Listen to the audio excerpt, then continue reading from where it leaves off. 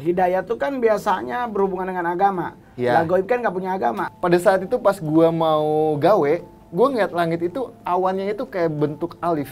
Yang kayak kasus gue bilang wilayah 4 wilayah itu, Oke, gue dapat itu dari tembok. Cuma gue logika dulu kan, emang gue main goib pun juga pakai logika juga. Sampai saat ini nggak gue lupa ya digendong kuntilanak itu sih bang. Assalamualaikum. Assalamualaikum.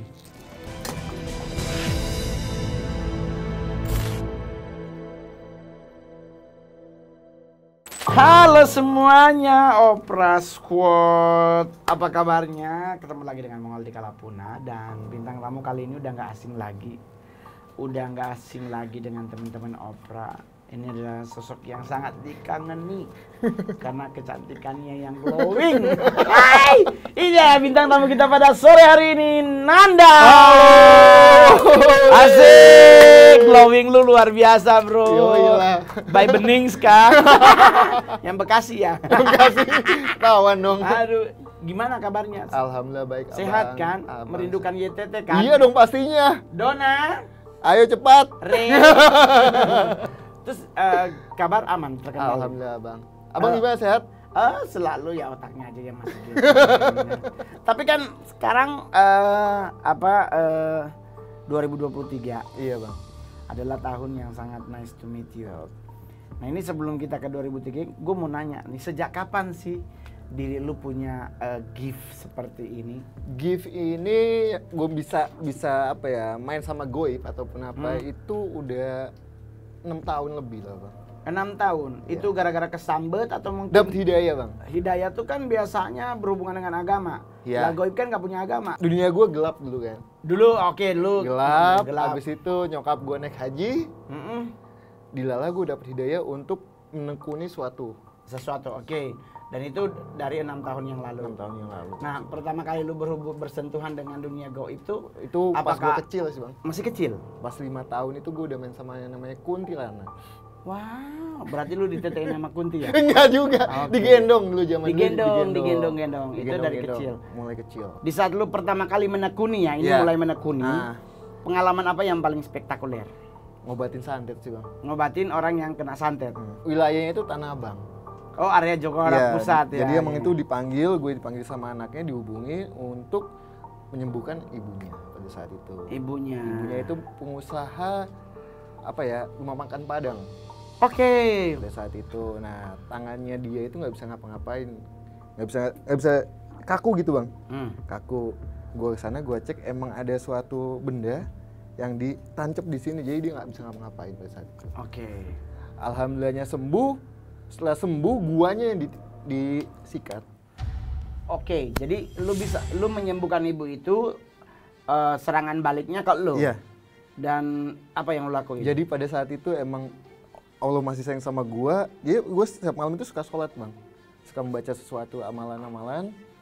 Pas jada gua buka, itu bunyi ting ting ting. Apa tuh, Bang? Taunya paku segini, Bang. Paku. Cuma gua logika dulu kan. Emang gua main goib pun juga pakai logika juga. Gua cek, mungkin pakunya pintu kali. Gua ambil pakunya, gua iniin pintunya. Taunya pintunya hanya segini, Bang. Pakunya itu tembus, nggak mungkin. Gua ngomong sama abah gua di Banten, "Abah, ini ada paku, udah buang aja."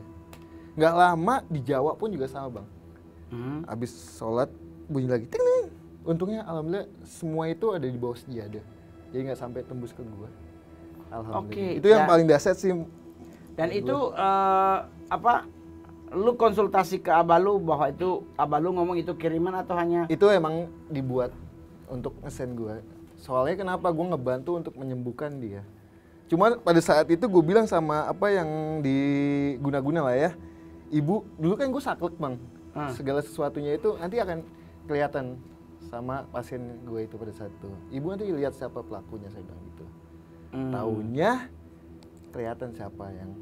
Oke, dan itu berarti udah kurang lebih 6 tahun warawiri di dunia okkultisme, dunia spiritual, dunia mistis.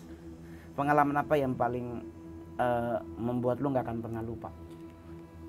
Gua sampai saat ini nggak gua lupa ya digendong kuntilanak itu sih, Bang. Waktu kecil? Iya. Dan sosok itu sampai saat ini masih mengikuti gua. Itu adalah bawaan atau ketempelan. Jadi bukan bawaan, jadi tempat tinggal gue itu emang ada sosok kuntilanak itu. Ada sosok kuntilanak itu dan emang diiyahkan sama nyokap gue. Oke. Selama nih gue ketemu lu kurang lebih 2 tahun, 2 tahun 3 tahunan ya. Iya, Bang. Kita ketemu pertama di YTT itu apa karakteristik lu sebagai seorang yang berkecimpung di dunia spiritual itu kan memang punya ciri khas yang beda. Iya, betul. Apakah itu lu buat sendiri atau memang itu udah terjadi secara sendirinya? Udah dapet hal sih Bang pada saat itu. Dapat Hal. hal. Halnya ya kayak gini lah. Oh, jadi lu memantapkan oke gua main di wilayah seperti ini. Iya. Oke, status saat ini available atau udah berumah tangga? Udah dong. Udah punya anak berapa? 2. 2, cewek cowok. Iya. Enggak, Cowok-cowok. Keluarga bagaimana? Aman-aman sih aja? aman-aman aja. Nggak ada masalah. Nggak ada masalah gitu. Sekarang lu melakukan pengobatan spiritual kepada beberapa pihak, ke keluarga nggak ada serangan balik? Nggak ada. Lu yang backupin Gue semuanya? backup semuanya. Oke. Alhamdulillah. Emang nyokap gue selalu pesan sama gue, di saat gue habis mengobati siapapun, jangan lupa dibuang, jangan sampai kita ngikut. Gitu. Oke. Jadi emang setiap gue habis pengobatan, gue pasti ngopi Bang, ke tempat dulu gitu. Kapan terakhir lu melakukan pengobatan? Belum lama ini.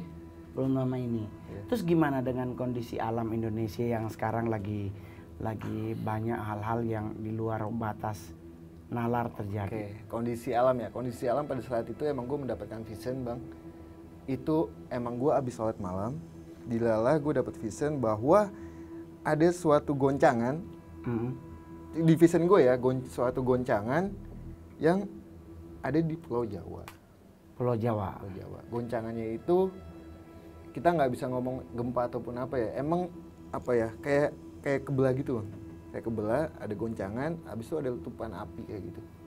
Oke, jadi kurang lebih gunung meletus, gempa bumi, gempa dulu baru gunung atau gunung baru gempa? Jadi gempa dulu, habis itu gunung. Gunung. Jadi emang pada saat vision gue itu emang itu goncangan, habis goncangan adalah munculnya api gitu. Oke. Sempat gue tanya sih sama salah satu sesepuh gue,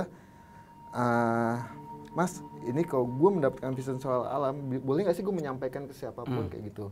Sampaikan aja. Cuma ada yang lu mesti cut, jangan sampai lu mesti saklek banget. Oh wilayah ini, jangan. Nanti membuat takut yang ada di situ sih. Dan apa yang harus dilakukan untuk seandainya itu jangan terjadi? Kalau itu kita hanya bisa berdoa aja Bang. Berdoa aja sebenarnya. Kita kan nggak bisa untuk mengambil sikap untuk supaya alam itu nggak itu. Kita nggak bisa. Jadi kita balik lagi kepada Tuhan sih. Oke. Yang pasti. Dan untuk 2023 ini Januari sampai Desember nanti di fase-fase mana yang paling menakutkan?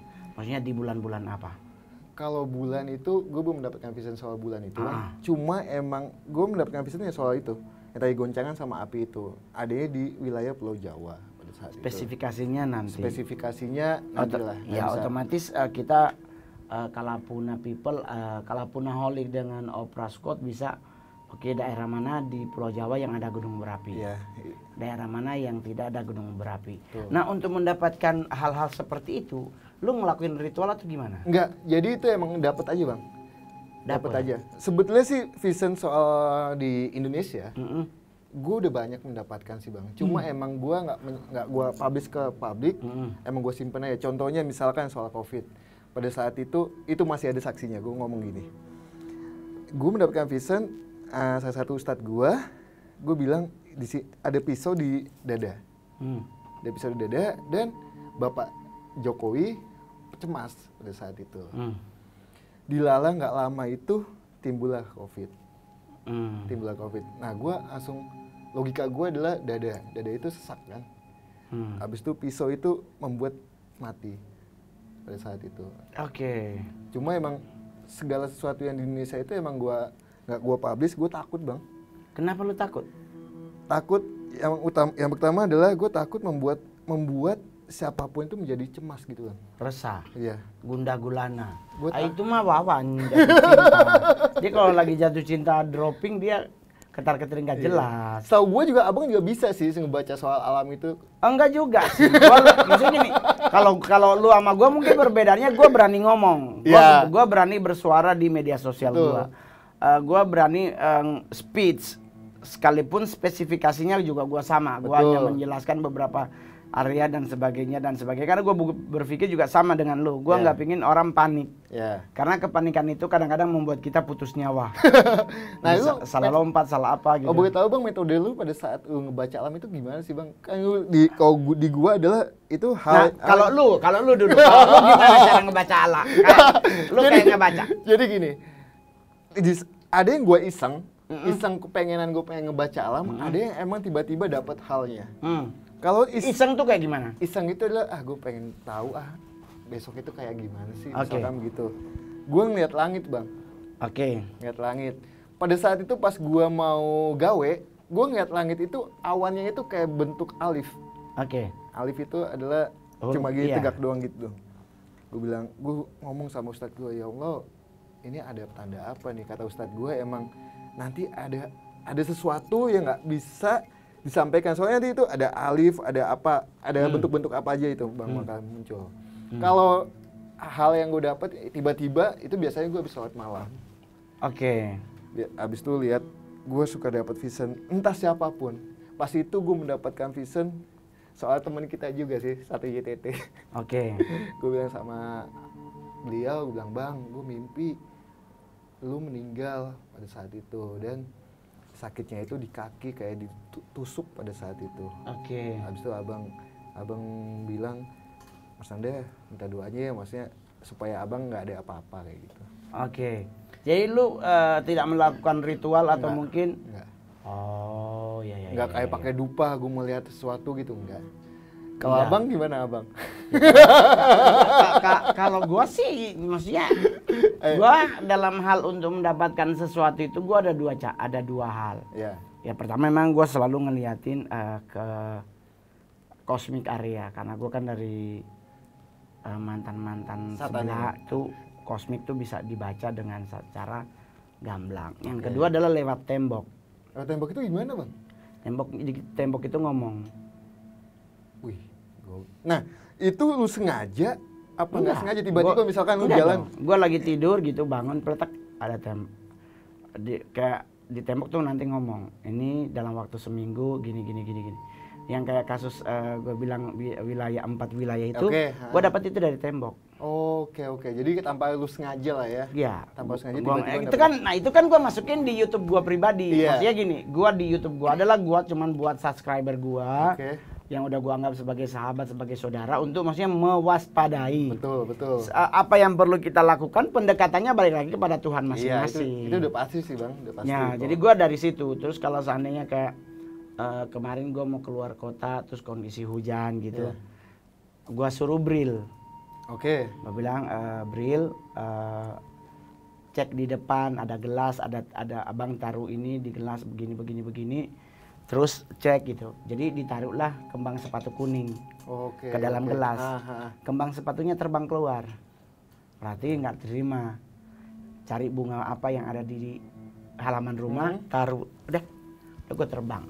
Jadi emang maksudnya pengalaman yang Mongol untuk ngebaca alam itu ada lah ya. Iya. Jadi teman-teman yang belum tahu Bang Mongol bisa ngebaca alam, nah ini Bang Mongol. Jadi kalau gue kan karena memang dulu gue pelajari, Nah kalau lu, buat berkomunikasi itu apa dengan leluhur maupun dengan hal-hal yang lain gimana? Itu jadi dulu itu awalnya itu adalah gue memasukkan mediumisasikan sosok pusaka. Ada salah satu ustadz gue bilang, Nan, ayo kita mediumisasikan gitu. Di saat itu mediumisasi, kan kalau udah di awal mediumisasi pasti akan mudah untuk mediumisasi. Soalnya udah dibuka kan pada saat itu. Mediumisasi pusaka udah, selebihnya ya udah jadi tukang mediumisasi.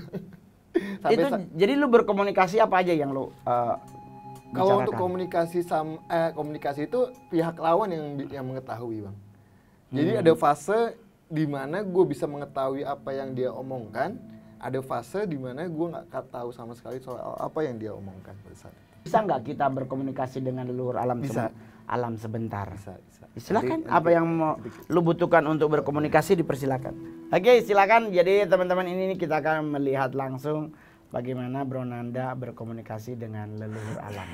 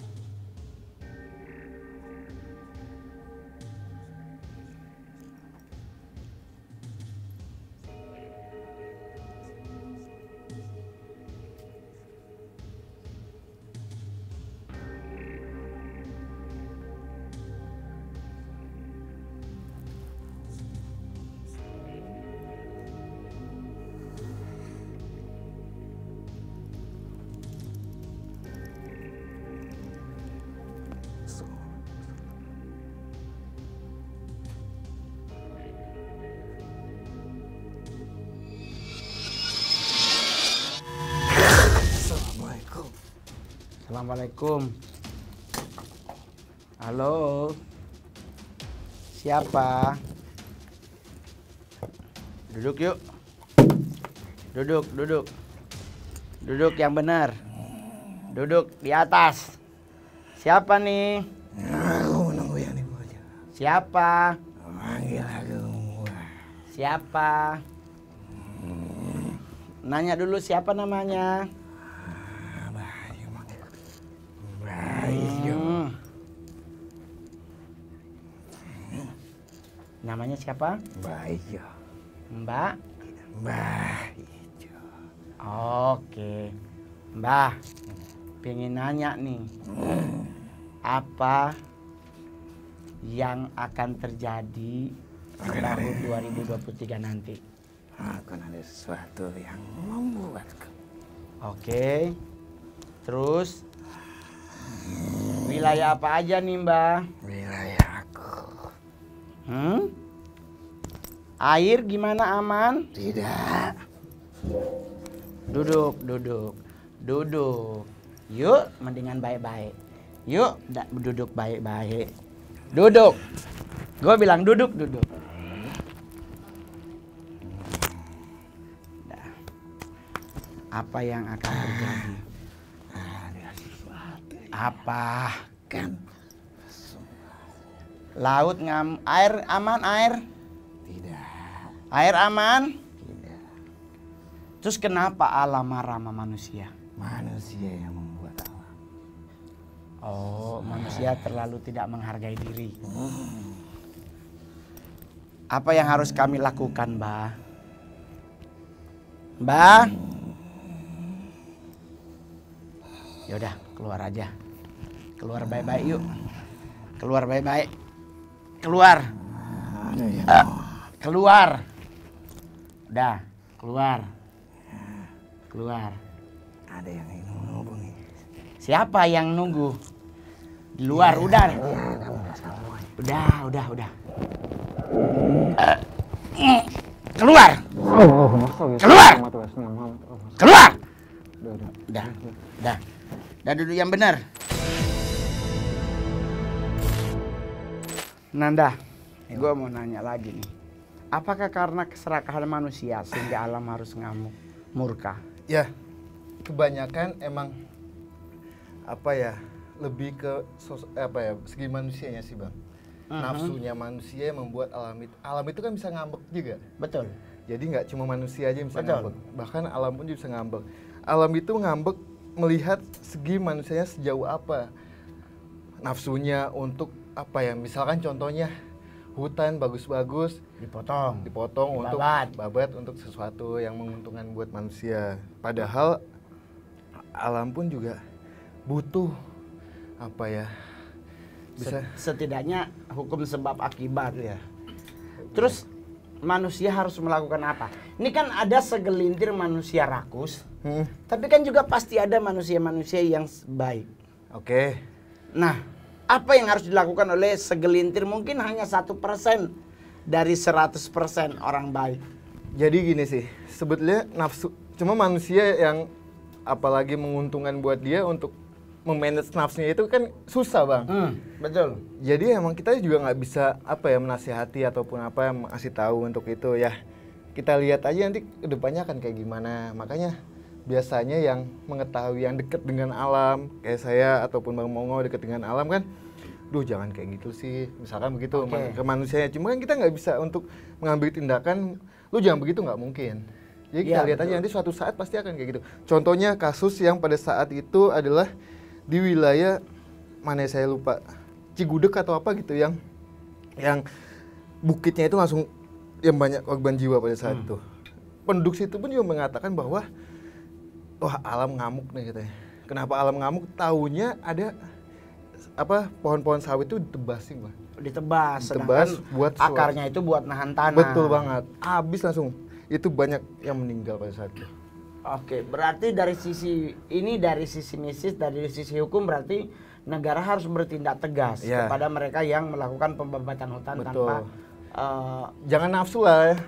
Jangan susah juga sih, Bang. Nah, selain lu bisa ngebaca alam, Apalagi yang lu bisa? Maksudnya apa kalau lu bisa baca tarot? Untuk ngebaca itu enggak, gue lebih bisa untuk melukis sesuatu pada saat Oh, ngegambar. ya, melukis sesuatu. Oke, berarti gue punya kerjaan buat lu. Karena sampai hari ini nggak ada satupun yang Oh, untuk melukis hodam pendamping lu itu gue mesti butuh waktu, Bang. Nah iya itu. Kalau lu bisa Next time lah. lu kalau bisa ngelukis gue kasih cincin. Aduh. Itu Batunya ruby. itu gue bukannya itu butuh waktu, Bang. Ya pastilah, masih Butuh gini waktu. lu. Bisa, Gua kasih bisa. waktu lu 3 hari, ya Bisa, kan? bisa. Pas gua Imlek lu bawa. Bisa. Oke. Berarti saksi hidupnya Anda semuanya saya akan memberi Insya Allah cincin bisa. ruby. Berarti Mas Putih. Weh. Ya Salaman kan? lu kita. Sasa. Aduh. Terus lu ngelihat tentang dunia entertain seperti kita ini, apakah akan ada gejolak atau ada something yang Gejolak sih terjadi? pasti ada, Bang. Cuma kan gua nggak gejolak yang gua lihat adalah banyak soal kasus-kasus yang akan terjadi di dunia timbul. celebrity. Entertainment. Iya.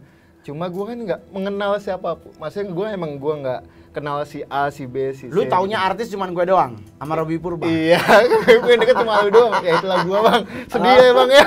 Tapi bagaimana nanggapinya? Apakah ada artis, maksudnya gini, ada teman-teman di dunia entertain yang memang benar mengalami masalah atau hanya ada yang ngegimik? Ngegimik banyak. Ini tentang artis-artis gitu Iya, ya. Bang. Kayak Vena Melinda dan Bang Ferry. Oke. Jadi gua ngebaca dia ya. Iya.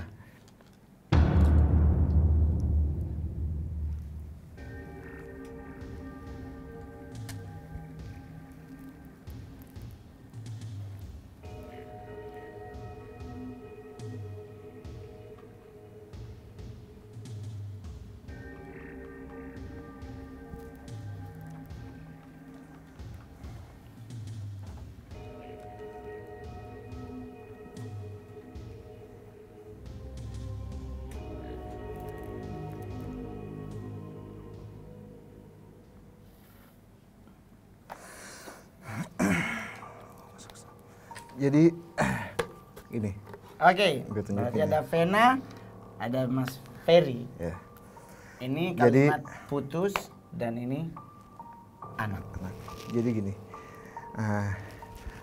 segitiga itu adalah rumah tangganya. Cuma dia akan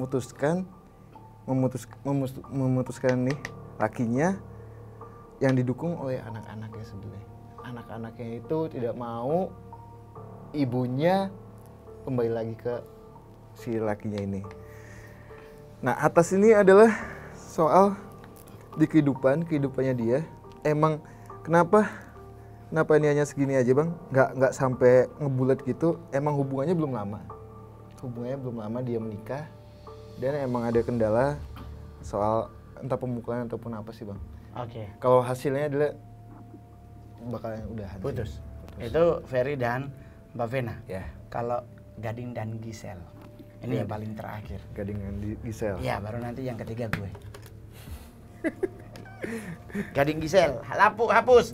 Tisu. Gisel dan Gading.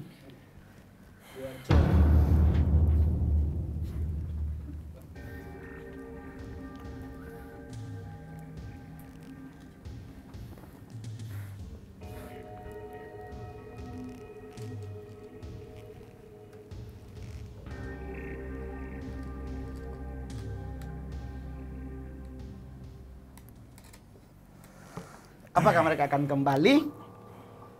Jadi gini, G. Gisel sama Gading. Kalau vision yang gue dapet tidak akan menikah, dia hanya deket aja. Dan ini ada sosok anak itu adalah sosok anak Gempi dia, ya. si Gempi. Nah, kenapa ini ke bawah?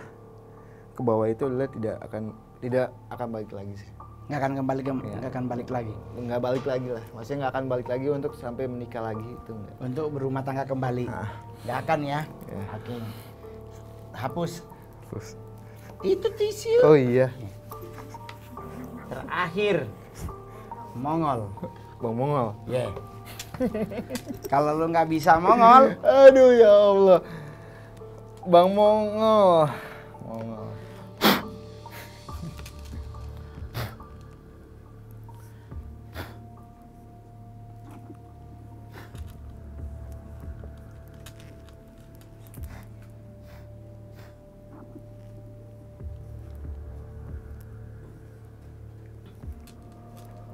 Gak usah takut, harus flow, nggak akan dimarahin. Hai alam, bukalah yang tersembunyi. Lewat nanda, nggak mau naik asapnya. Ya. Udah? Ya. Oke, inilah dia tentang Mongol. Bang Mongol, untuk cuan nih ya, gue nggak bisa bikin gambar uang. Untuk uangnya bagus banget. Kenapa bisa bagus banget?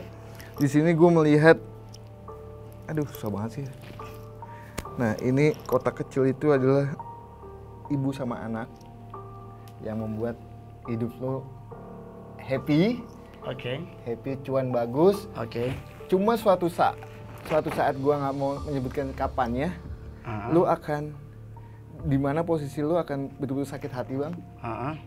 Dengan salah satu, gue nggak bisa menyebutkan laki-laki atau wanita. Jadi lebih ke memanfaatkan lu bang. Lu akan apa ya, bakalan sakit hati dan membuat lu itu udah malas untuk ngapa-ngapain. Malas untuk jatuh cinta atau nyari duit? Malas untuk jatuh cinta lagi. Oke. Gitu. Kalau yang ini? Ini sebenarnya posisi lu lagi naik nih bang. Ini kehidupan lu. Oke. Kehidupan lu. Okay. Berarti gua nggak ada jodoh lagi? Untuk jodoh. Cewek apa cowok? Untuk vision gua, jodoh belum ketemu bang. Kalau soal kegelapan? Kegelapan itu muncul nggak tadi?